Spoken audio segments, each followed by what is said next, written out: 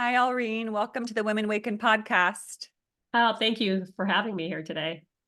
So wonderful to have you and to see you on this beautiful skyline. Alreen, you have this incredible backdrop. Yeah, I'm very lucky to live here in San Diego and be able to work here as well. Is that downtown San Diego? Yep. Yep. Downtown San Diego. Beautiful. Wow. That's like the image of like, I made it. I'm in my office on the 20th floor. What floor are you on up I'm there? on the 20th floor. No, that's not true. I am. That's why I laughed when you said it. I'm like, how does she know that? Oh my gosh. My psychic Yes. powers just clicked in. Well, it's beautiful. And Alreen, you were kind enough to send me a copy of your book. So you are a lawyer defending women who experience sexual abuse. So That's first and correct. foremost, thank you for your work. Thank you Yeah, for it's being important. so bold and dedicated to that mission. It's so important and it's so needed. Yeah, it's an honor and a privilege to represent the people that I do.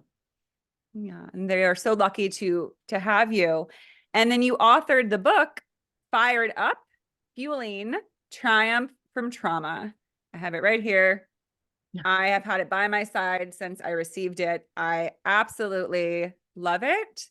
You are so candid and so open about your experience and your path to where you are today, which is so inspiring and also very encouraging that because so many of us need to remember or can benefit from remembering that just because we came from a certain circumstance doesn't determine where we can go. That is so true. So true. And I want people to live their best life for the time that we have here. Yes. Yes. And you experience firsthand what it's like when you feel that maybe you can't ever live your best life because you're stuck in this mentality, this set. I mean, really, you're still stuck back in the time where the trauma occurred. You're still that little girl, that young woman who experienced whether it's abuse or neglect, whatever it is. A lot of us are stuck in the past, and it keeps us from believing that we can move into a brighter future. Yeah, we believe we're deserving of it. Mhm. Yes. So, if you don't mind, would you be open to sharing as far back as you want to go your story and what led you to move into this line of work and to write this book? And then I'd like to get into some of the more nuances about the different themes that come up in your book that are so poignant and very related to this show, Women Awaken, which is really about women being able to heal so they can align more with who they really are and their true purpose and their gifts, and then really flourish and actually enjoy life and be a bright beacon that they're meant to be, as you are now. Yeah, my pleasure.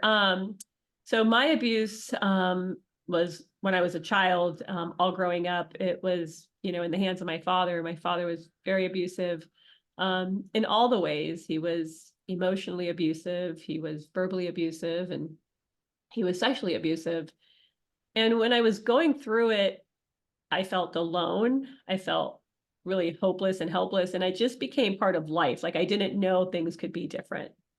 And my mom, who knew what was going on, never did anything to protect me. She never said anything. And instead, the message was, I should be grateful that he didn't, kick me out on the street and that he was providing for me. So I should just accept, what was happening. And um, for me at that time,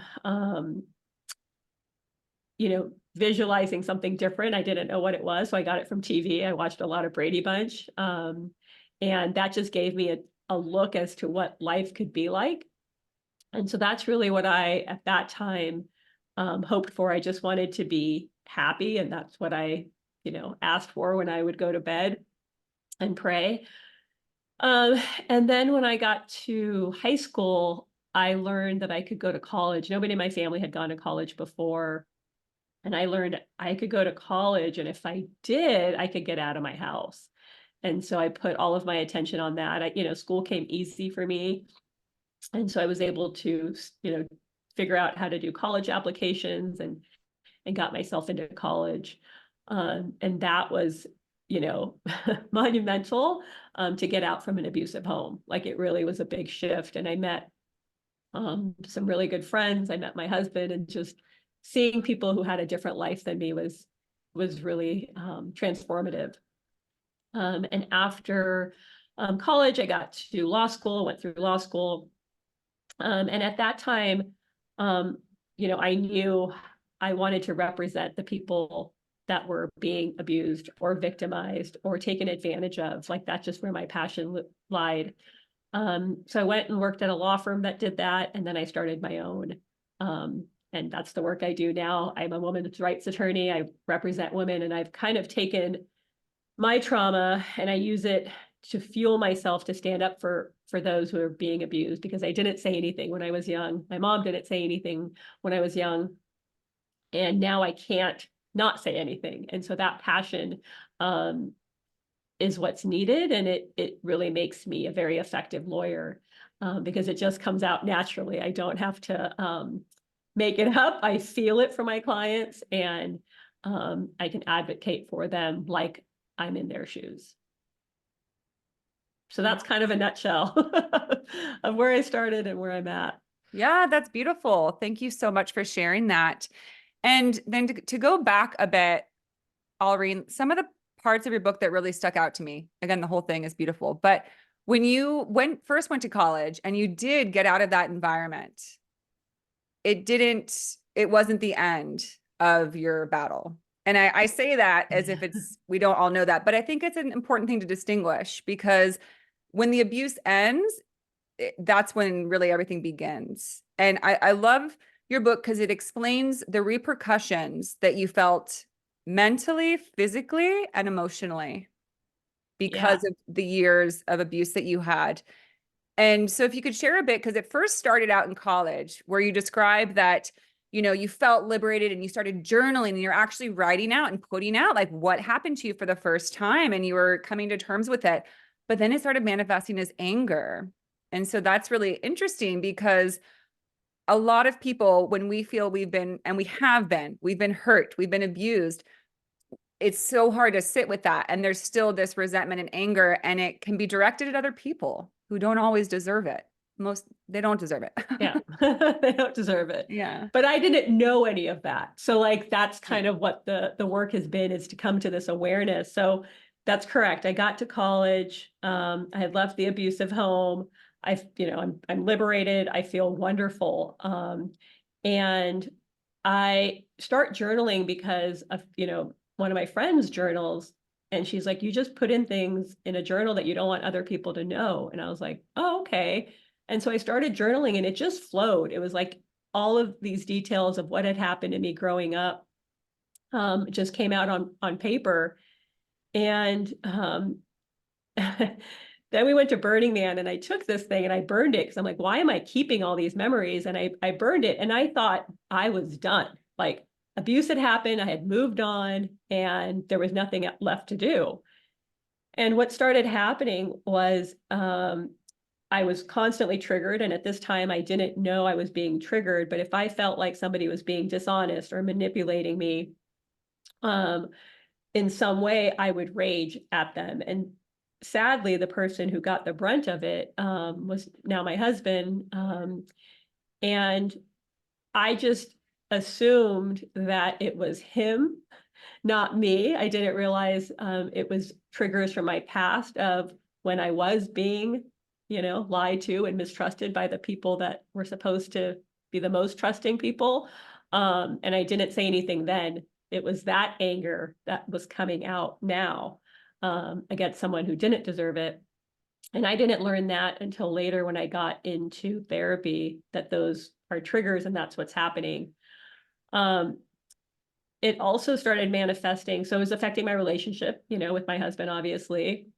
I would also rage at just anybody really, if I thought you were you were lying or trying to manipulate me, even though you weren't. So it was affecting my relationships. After I had my daughter, and again, this is supposed to be at a high. I've started a law firm. I'm married. I have a wonderful daughter. but I felt so alone at that time. At that time, I should have been at a high. And after college, I was at a high. So I knew it was possible to feel great. And I couldn't figure out what was wrong. Like, how did I not feel this immense joy with the birth of my daughter? How was I not feeling this immense joy at the law firm that I had created? How was I not, just loving my husband? And that's when I started going to therapy, was just because emotionally I couldn't be there for him or her. And I knew I wanted to be better for them. And so that's what got me to therapy. At that time, my body also was having a lot of physical manifestations. Same thing. I didn't know that trauma could affect your body.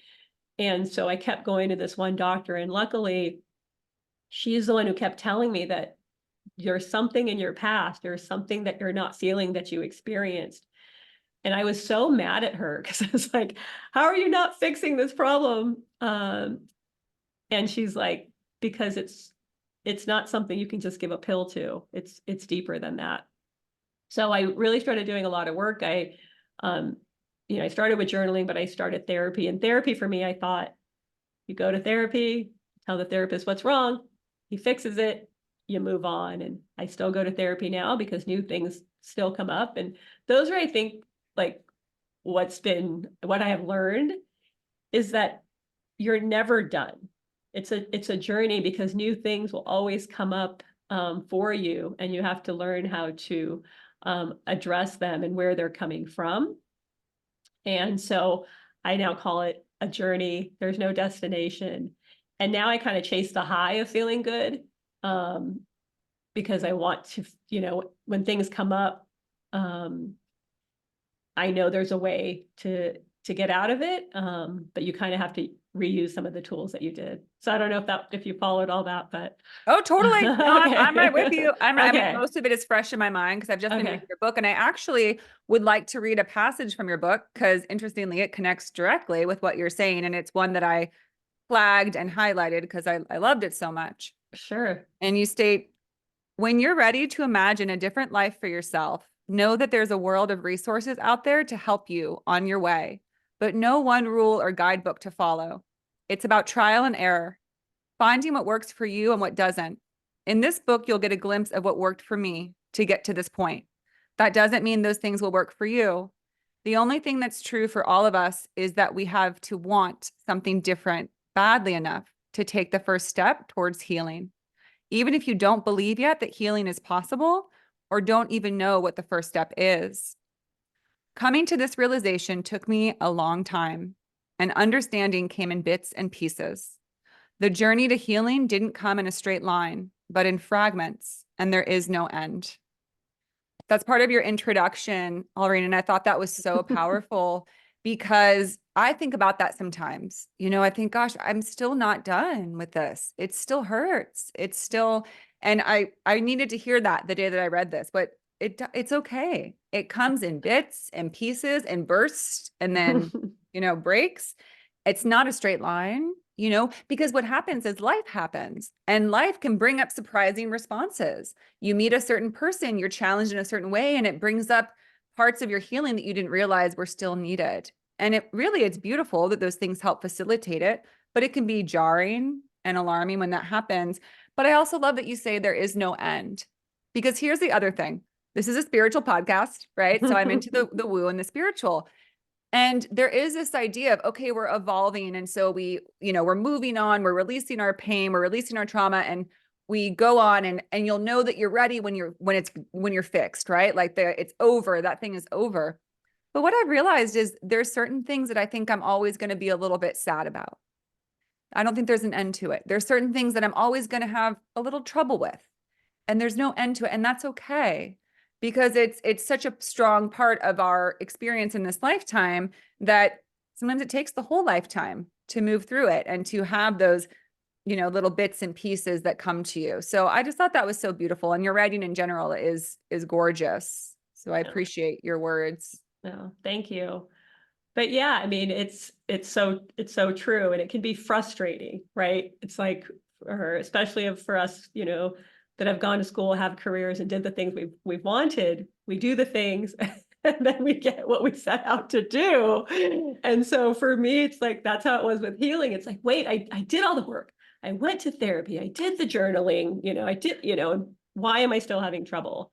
And that's exactly true. Something else comes up. My daughter now is going to turn 12.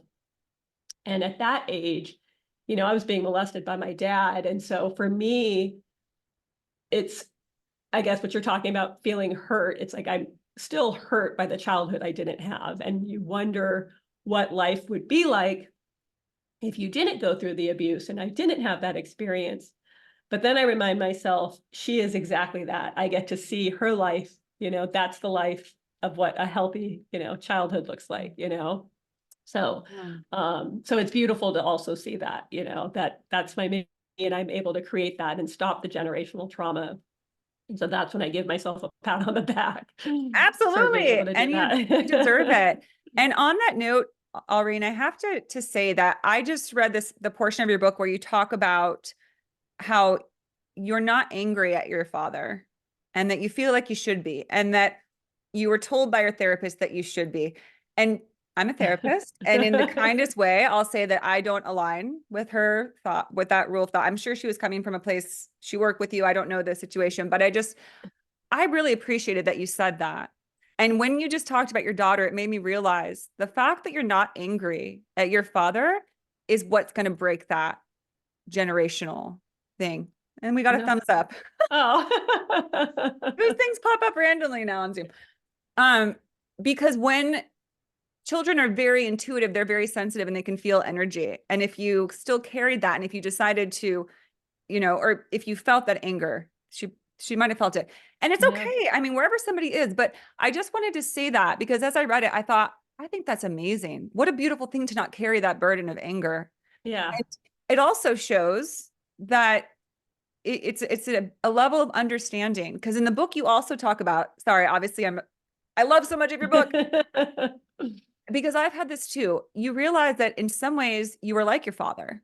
You had that moment, you were like, oh, actually, I kind of understand this. And I, just in different little ways, you saw that. And when we understand that when people act out in that way, there's something that happened to them that made them believe that it was an appropriate way to act. And we don't have to accept it in terms of necessarily saying, oh, it's okay what you did, but we can have understanding to say, I forgive you, because I mean, not to like, I'm not into scripture very much, but it's kind of that thought of like, forgive them because they know not what they do. When somebody really believes that this is how you father, and this is what you have a right to do what you want with your children, what must have happened to them to believe that? Yeah, and that's the empathy I have, right? My dad must have been, very traumatized himself when he was growing up. Same with my mom. She had an arranged marriage at 17 years old and had 10 kids because my dad wanted 10 kids, right? She never had her own power and control and was never given it and was led to believe she didn't have any. So I have a lot of empathy for them. But I don't think forgiveness is enough, or not being angry, right? It's still left consequences, on you.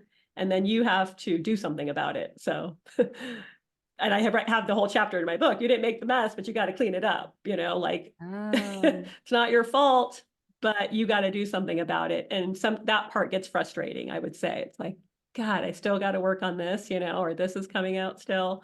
But, the reason I wrote my book is letting it out is so powerful. Like, at least you no longer have that holding you back. It's allowing you to have awareness so you can start taking steps moving forward, and acknowledging what happened to you, because you do want to just shove it down and move on from it. But shoving it down and not speaking out about it is not going to help you start your journey. And that's a big part of why I talk about journaling. Like, at least start there. I'm not telling people to write a book, but I'm just saying, stop keeping it inside and letting that shame and fear continue to build on itself. And you can't move on from it until you start, letting go of it. Yes, definitely. And I love that you speak to the power of talk therapy and the power of speaking your truth. Because I do find that nowadays a lot of people almost kind of brush off talk therapy. They're like, you just go and you ruminate about your problems. It's not as effective. And, again, in the spiritual community, people more about getting to the deeper origins and doing like body work, energetic work. But as a therapist who has worked with individuals who have experienced childhood abuse, that's such a unnatural thing to experience that most of them kept it so deeply buried that speaking it out loud was a revolutionary transformation for them. It like set them free in a way to just speak, as you found writing it down, like just to put out into the world that this happened to me and I no longer have to keep it as my like hidden dark secret. Yeah. And keeping it a secret was a form of survival. So it's like you did it to survive, and then it's a consequence of like the abuse, of the fear and the shame of like, I can't tell anybody because nobody will understand and I'm all alone in this. This hasn't happened to anybody else. It's only happening to me. Yes. And when that's not true, I mean, just the fact, 50% of women have been sexually assaulted. And I think that number is low because of underreporting. But if you think of half the women in this world have experienced some form of sexual assault, that gives you an idea of how many people there are that are experiencing the same feelings you are having and also thinking they're all alone. So again, by talking about it, we tell each other you're not alone. And I think that's how we're going to change the statistics that's out there right now. Yeah, absolutely. Absolutely. And begin the healing path. We first have to speak it, I believe. And I think that that's helpful for a lot of people. And then there's the point that you brought up also, which is something that a lot of people aren't able to do, which is to own the fact that there's a quote or a statement by someone that sort of illustrates this idea, but it's kind of the notion of it's not your fault what happened to you, but it is your responsibility about what you do about it, or like how you move on from it, And I mean, it basically comes down to moving out of victimhood, because that is one of the most challenging things to do, I think, is to move from a place of, why did this happen to me? And because this happened to me, how can I ever be happy? How can I ever be whole? How can I ever be expected to get over this? Because it was so awful. And yet that may feel really true, but it only holds us back. And I think at a certain point, we have to decide, do I want to be imprisoned by what happened to me?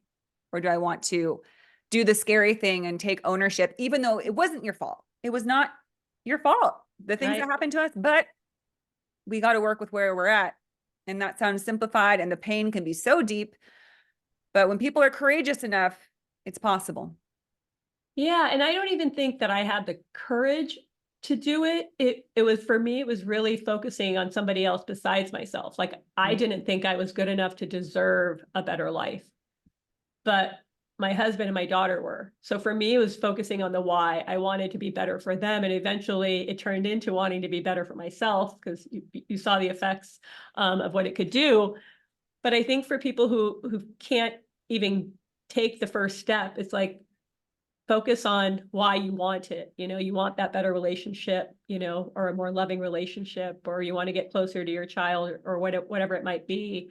Focusing on something else besides yourself, if you don't believe yet that you're good enough and deserving for it. Yes. Yeah.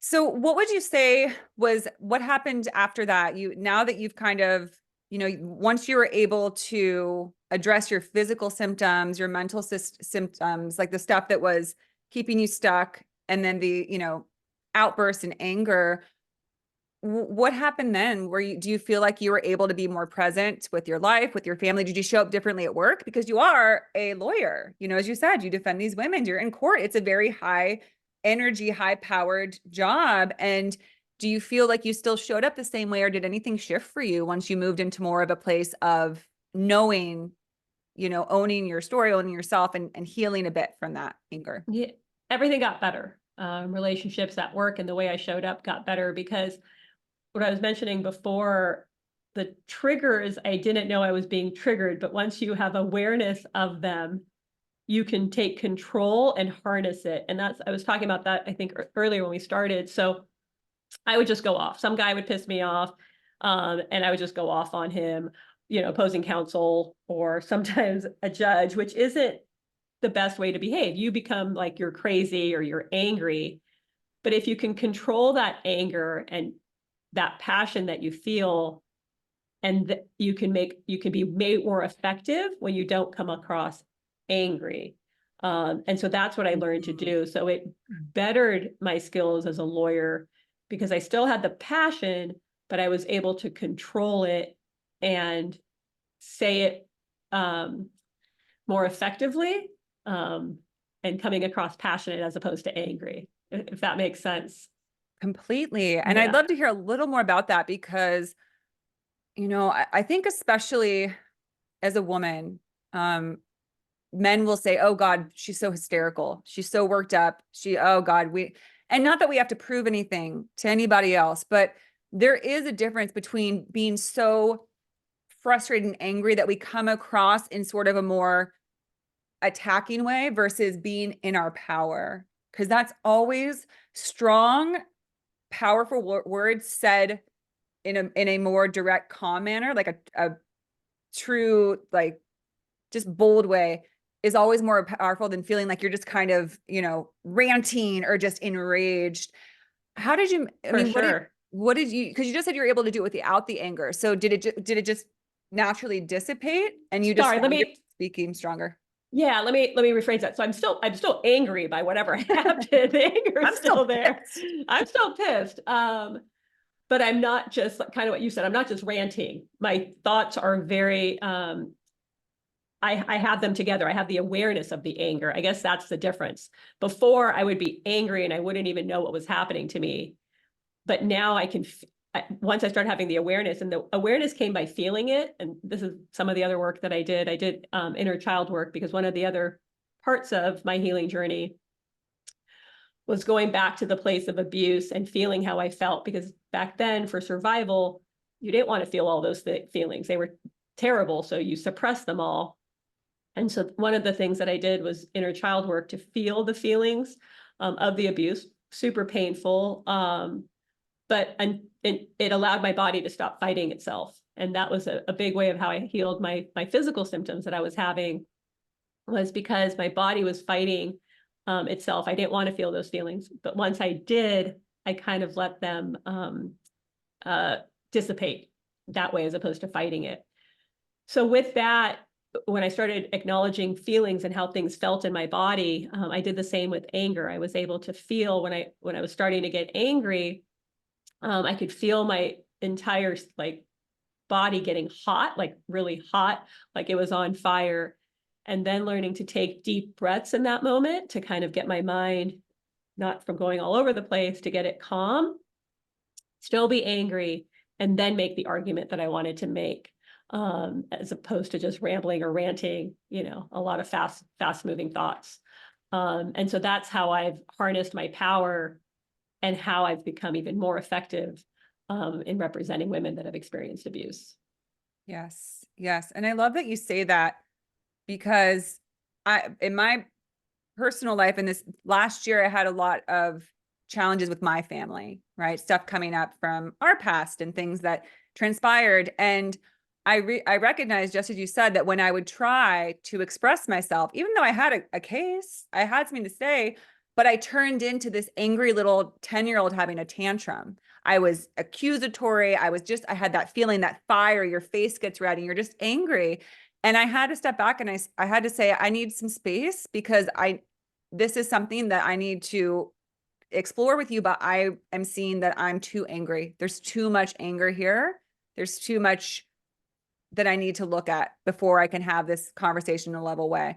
And it helps you see what still needs to be healed, right? The inner child work, there's still that little part of us that's not ready we're still kind of like crossing our arms and saying, but it wasn't fair. And you shouldn't have done that.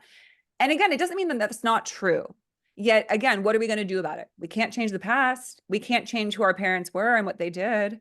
And if we want to have some kind of connection with them or anyone in our life that we get that anger towards, we have to look at what needs to be resolved within me. What can I do to love that part of me enough that it's not so fired up? And I can state my case and share my feelings because as soon as you get riled up like that, you just lose your audience. The person you're trying to speak to is just only going to see you as very reactive.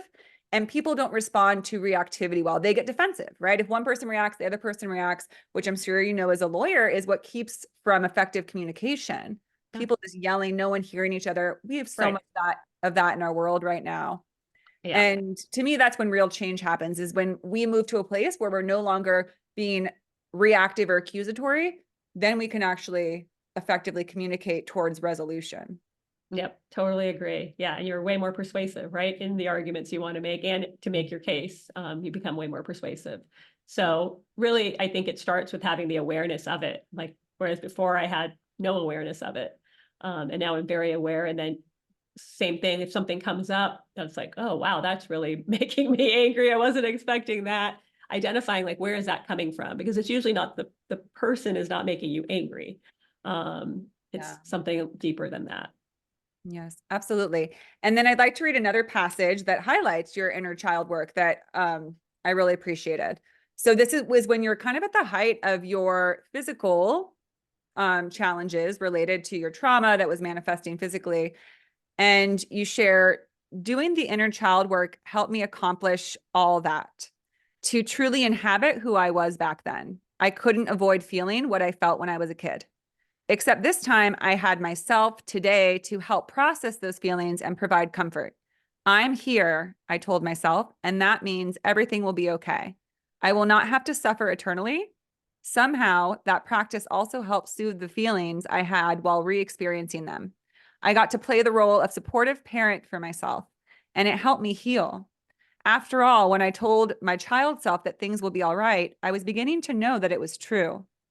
During my first session with the cranial sacral healer, I had a profound release of energy that I felt from my the tips of my fingers to the tips of my toes.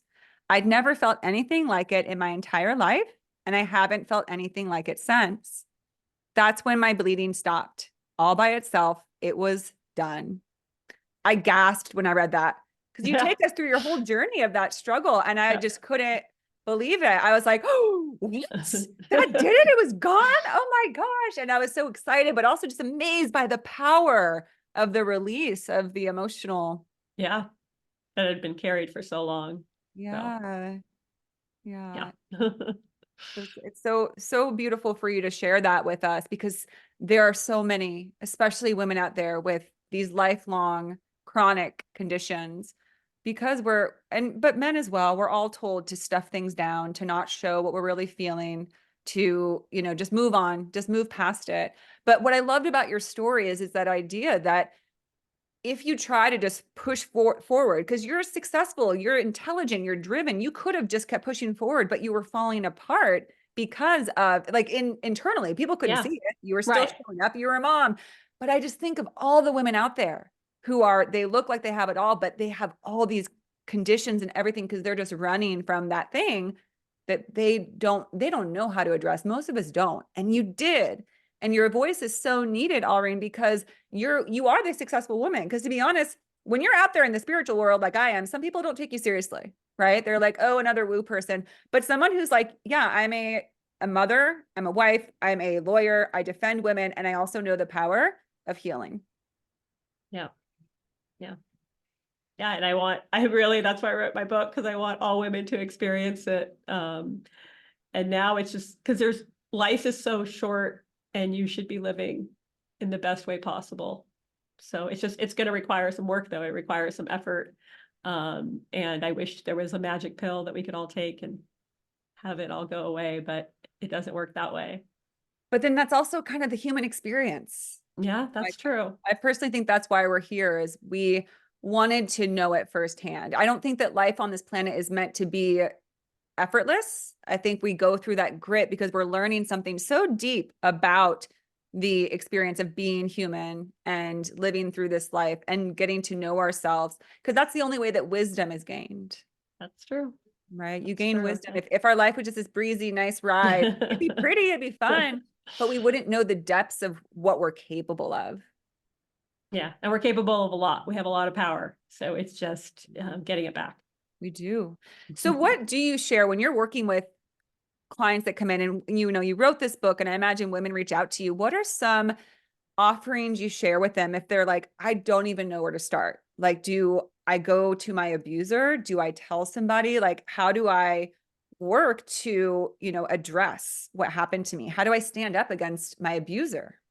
It still Yeah, happens. so they've come to us, and so we have a law firm, and we have a team that helps them, right? So they don't have to go in alone, right?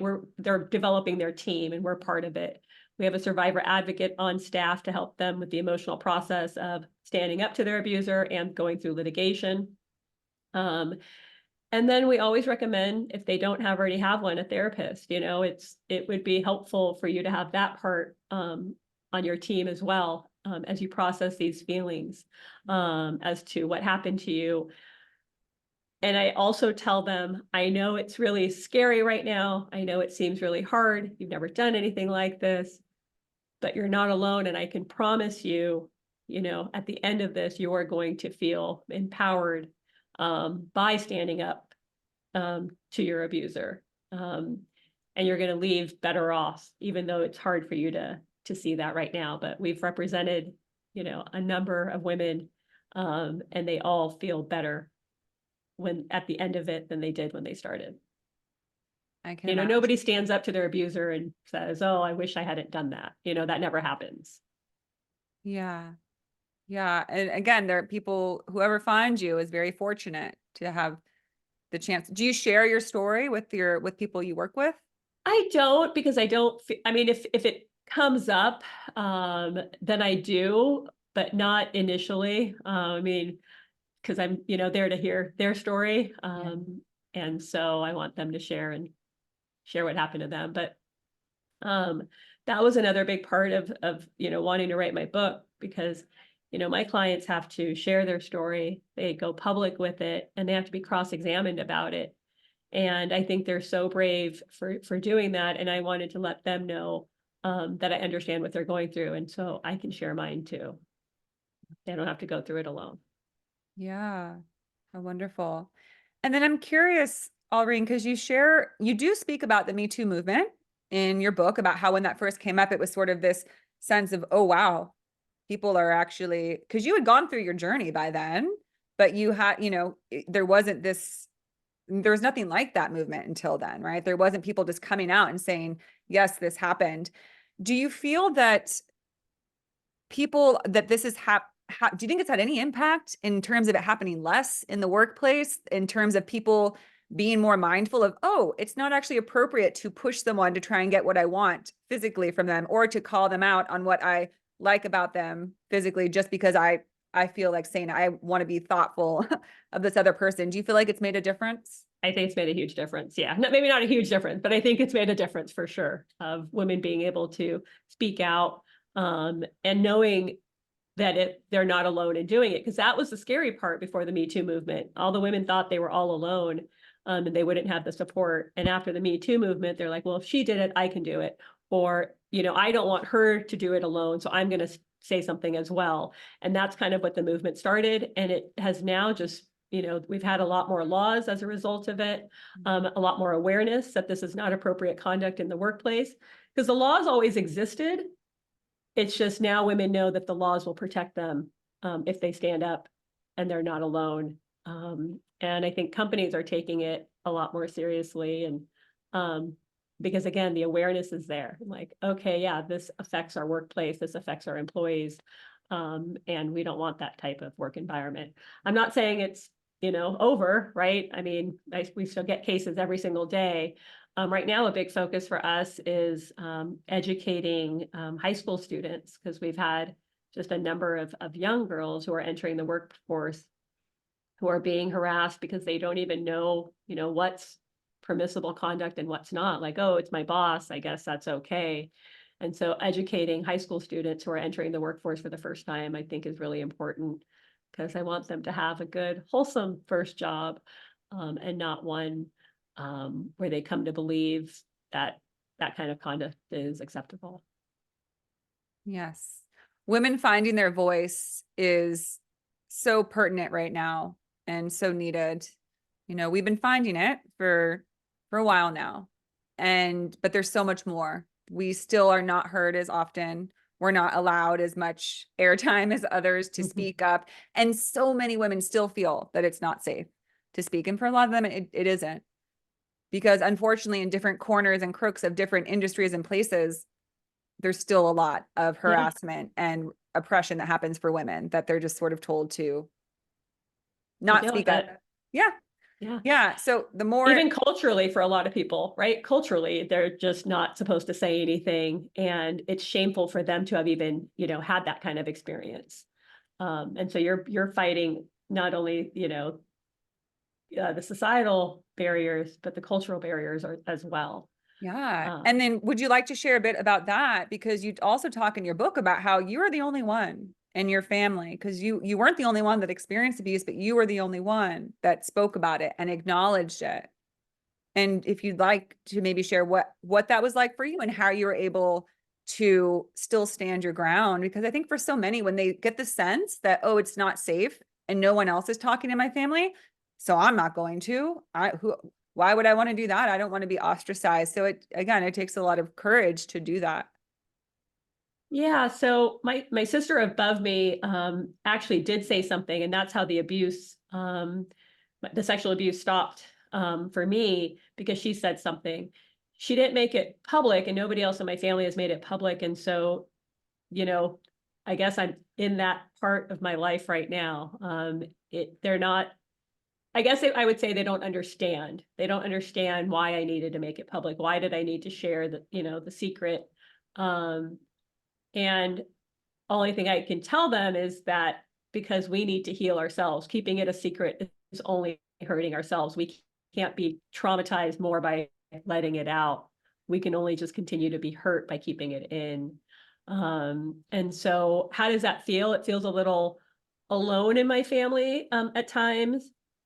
Um, but I also am hoping it's for the next generation, like if my brothers and sisters can't say anything, I understand, but I think I've just like forced the issue on them. So I think they're taking the time and processing, what just happened. Yeah. And then do you have any advice to people who, because it can be really hard when you're whether you want to call it the disruptor, the black sheep, the breaker of, generational Yeah, patterns, because you no longer feel, or at least, I know my experience, others, that you don't necessarily feel as at home with your family because you've kind of stepped out of that circle of sickness or secrets. I specialize in addiction, and abuse isn't that different from when someone has an addiction, terrible addiction. It's everyone kind of becomes a part of it. It's you don't speak about it, you don't actually address it. You kind of get stuck in your role, whether it's you're the enabler, you're the savior, or you're the abuser, whatever it is. And people who want to shake their family and say, listen, we need to go to therapy. We need to address this. This is not okay. And the rest of the family says, no, no, no. We have to, they won't maybe say it this way, but everything wants to keep its homeostasis, right? No, no, no. Let's just keep how things are going. And I've had that challenge in my family where I've said, let's heal. And they didn't want to, and you can't force them to. right. So how do you engage with a family that you've known the deep secrets of the illness, the sickness, the abuse? How do you still have a relationship with those people? I think I don't know. I think I'm still in that. My book came out in September. That's when The Secret, was let out. Um, I'm going to see them for the first time in April because one of my sisters is getting married. And I don't know. I think for some of them, they're going to continue doing what they've always done, which is we're just going to ignore it. And we're just going to continue on like it always has been, like nothing has just happened. For some, I think they're going to just be upset and not talk to me because they don't even want to have that conversation. And I think for some, it's really going to help them. And that's really what I'd like to see. I've forced the issue, but it's going to help them, start letting it out and start getting on a path to healing. So, so I can't tell you how I'm showing up right now, just because it's still new and that's where I'm currently at. And that's probably what I was telling you. Is like you're never done. That's currently where I'm at on my healing journey is how to make peace, with the family whose secret I also let out. I didn't mean to. I wasn't trying to tell their story, but in turn, it had an effect on them. Yeah. Well, I'm sure whatever it is, you'll handle it with grace. But I'd like to offer just to remember that we're all right there with you when you move into that situation. Those of us who appreciate you so much and have benefited so much from you sharing your story. and see your courage and your success in spite of everything that happened to you. Because I know that it is hard when you go back into almost like that den and you're surrounded by people who don't believe in what you've done and don't necessarily support you and might even challenge it or question it or, mock it. I've been there, and you can kind of forget, like, wait, am I strong? Was I right to do, like, and it can be hard. So I just want to offer that, like, we're there with you, being like, don't worry, we support you. We love you. We love what you did. And, again, it might be a great experience. Maybe you get some thank yous, maybe you get acknowledgments, but I just want to put that out there in case, Oh. and for anyone who's going to a family function for the first time after coming out about a big change in their life or sharing certain information or coming clean, going to therapy where they're bringing up some stuff, some secrets, and you're not always received very well. But you have to remember that you have people that believe in you and believe in the risk that you took to speak your truth. Exactly. No, I totally agree. And I thank you for that. And I go back to how important I believe it is. So you might be upset with me, or, you might not accept what I did, but I still stand strong as to why I did it and why I think it's so important. So, exactly that, to help others, share their truth. So. And another piece that I'd love for you to share about, because I think people who have gone through abuse, who are survivors, that they also might want to hear about, is you found love very quickly, very soon in life. You went to college and you met Mike. What was it, your first week? I know. I got a year. It was in my sophomore year of college. I got to meet him. So yeah. Yeah. So I just would love for you to share, because it can be hard to trust men, to trust people's intentions after we've experienced abuse and manipulation, all of that. It can be hard. And you do speak of that, how there were times where you didn't trust and you had to learn to believe. And he sounds like an amazing guy. I was like, He is an dang, amazing guy. for like a 20 or however young he was, I was like, very evolved. But like, what a brilliant gift for you. I mean, he seemed like an angel, to be honest. Like, that's the energy I was getting from him, is he was just there. I was so amazed by each time you'd kind of push against him and, know that you can't be real. You can't be true. And he'd be like, I'm here and I love you. So what was that like for you? And how did you learn how to move into that? Because what a different space to actually be unconditionally loved versus this, very hostile environment, where you had to be, on guard all the time to be able. I guess this is my point, is offering others. How do you learn how to let down your guard when you've learned to be like, okay, I got to protect myself because people are out to get me. They might hurt me. Yeah, I mean, I pushed every button. So I was on guard. I pushed every one of his buttons. And I think exactly that. He always came back to, this is how you treat somebody you love. And I think that really resonated with me, or really affected me. It's like, how do you treat somebody you love? You don't abuse them. You don't yell at them. You don't mistrust them. You're not trying to fight with them every day. You're not calling them horrible names. That's what it means to love somebody. And you're there for them unconditionally. So it was very foreign to me. But he just always came back no matter how much I pushed, and showed me what it means to love, right? He showed me the way. And so that really helped. And that's what helped. We had our daughter 10 years after we were together. And he shows me, how to show up in a loving way. And he's still the same way today. What a gift. How beautiful. And it's Yeah, I would just say it's hard. I just, it's not easy to love and trust somebody when you get out. Like, that's all I can say. And I think having this person who shows you the way, I think is how I did it. Yeah. And it's also just nice to be reminded that there are men like that out there, and that it is possible to have someone that will let you break down and let you express, and that they'll see that it's not really about them, that they're that emotionally involved that they can see, like, that you just need to be kind of held and just allowed to let this out. Because, I think a lot of us can get used to, especially if you're used to abuse, you it almost feels normal when people more so would respond to that with like, wow, you're really messed up. And like, you're really, and then you're like, oh yeah, you're right. Like I deserve that. I deserve to be told that there's something wrong with me and I'm this and I'm that. And then the other thing, but that's not love. Even Right. if it might be somewhat true that we have healing to do. When someone says those things to somebody, that's not love.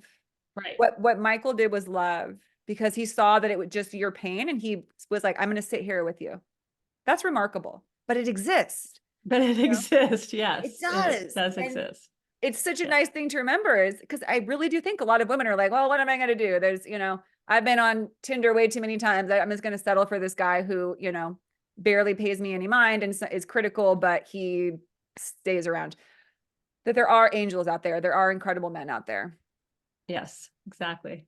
And I'm so glad you found one because I imagine he's a big part of you being able to move through the healing process and move into this place of being this lawyer who's able to defend women who really need it and having this incredible life that you have with this view of San Diego in the background. Yeah. Yeah, he's just always been supportive, right? He was never trying to diminish me or take away my power. He's always been just trying to build it up. And he believed in me and saw something in me than I ever saw in myself. And having somebody like that just kind of be your cheerleader. And it doesn't have to be your husband or your partner. I mean, there's friends like that you have in your life, people that are not trying to bring you down, but they're constantly trying to bring you up. And that's the people you want to surround yourself with. And not the ones that are trying to take you down or keep you down along with them, right? Because it is comforting. Misery loves misery, or I think that's the saying. Yeah, misery loves company. Yeah, misery loves company. Yes. Yeah. Yeah. And so that's why I just loved your story because unfortunately, what you hear of a lot is women who go straight in, dive headfirst into a very unhealthy, toxic relationship because it's that almost like that person can sense, like, oh, they're going to believe when I tell them that they're not worthy and they're not good enough and that abuse is normal. And you stay because it feels familiar. So I love that you just whooshed right out of it and allowed you to heal and speak so powerfully because I think you had to have that experience to be able to be so confident in it. Yeah, I should say I had that boyfriend. So You my high did. Your school, high I school did. Oh boyfriend. yes, the high school boyfriend. I He was forgot. awful. Yes, he was awful. He called me all the horrible names, which I believed because I had heard them all from my dad. So it was nothing new for him to say all those things to me. He made me believe my only purpose was to have sex. Again, believed it because I didn't believe my body was mine. And so I had that. The way I was able to get out of that was going to college and meeting good friends, the two friends that I met, before my husband, and having them. And it was, again, same thing. It was like, oh, people are really just like me for being me, and they don't call you names or don't think poorly of you and want to bring you up and bring you on. I guess a fun way to be, and they're not just complaining. Yeah, I don't know. It was definitely I had the bad boyfriend. I see it now. I was lucky. I got good friends who showed me a different way, and then that led to meeting Mike. Um, and all of those people are still in my life today. So Wow. yeah, I love it. I yeah, love it. Well, yeah. Alreen, thank you so much again for being you and writing this book and doing the work that you do.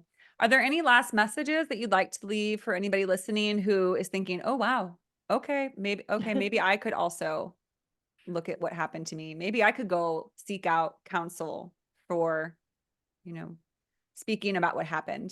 Yeah, I would say don't wait, you know, don't wait. Take a step today if you're listening. Time is precious. And you should take advantage of it. Beautiful. Well, thank you so much for being on the show. I highly recommend everyone reading this book because it's not even about whether or not we've experienced that sort of abuse, but it's just a very empowering book about what do we do with what's happened to us? How do we fuel triumph from trauma? Yeah. Such a great tagline, so true, so relevant right now. And it's the phoenix rising from the ashes on the cover of your book. And I think this is the age of women really being that phoenix because a powerful woman is an incredible force. And it's the force of change in our world right now. Yeah. I personally think that's how things change. And they're scared of it. I mean, that's another big reason for what's happening, about our rights to our own bodies. They're scared of it. And so we gotta band together because we are powerful. So we just Yes. have to do a little bit of work if it's left us. Absolutely. And Arlene, Alreen, if people would like to find you, how can they do so? They can find me on my website. It's alreen.com, ALREEN.com. And if they're interested in the book, they can get a free introduction chapter of my book to learn more about that there. And if they have any reason to, want to file a lawsuit because somebody's been abusing them, they can go to our firm website at haelaw.com. Wonderful. Thank you again so much. I'm so excited to see what you'll do from here. I Oh, imagine thank you. are there any other books in the works or any other? No, not right now. Right now, I'm sticking to this and focusing on the work. How long did it take you to write the book? I'm curious, like from Like first. 2 years, I would say. Oh, wow. That's pretty Yeah. good. Yeah. Impressive. Well, thank you again for writing it. It was so beautiful having you on this show. I really appreciate it. No, thank you again for having me. Take care.